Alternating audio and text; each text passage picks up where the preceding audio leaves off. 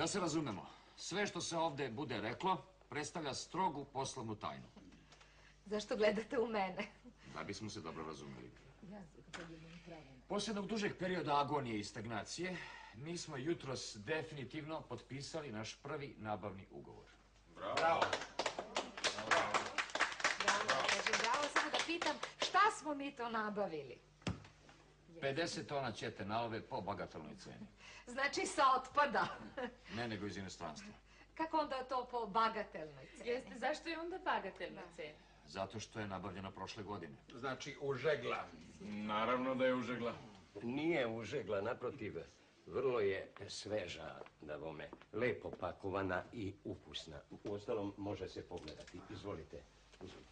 Hvala. Izvolite. Hvala. Evo. Izvolite. A može li se i probati? Može.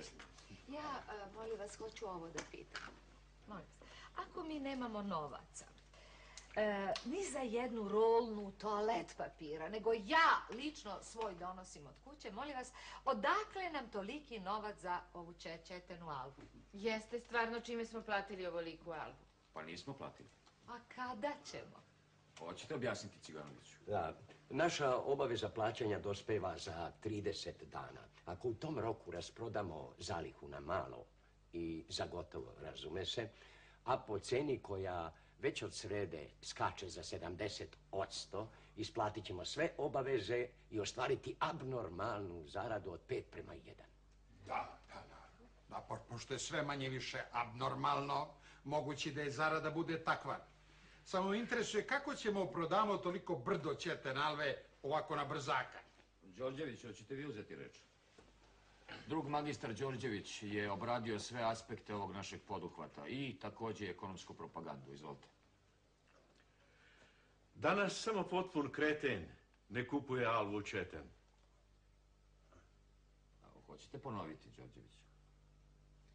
Danas samo potpun kreten ne kupuje alvu ćeten. Izvinite, a šta vam je to? Propagandni slogan koji ćemo utisnuti na svaki naš proizvod. Krupno, crvenim slovima. Divna boja. Molim vas, ne, nije smešno.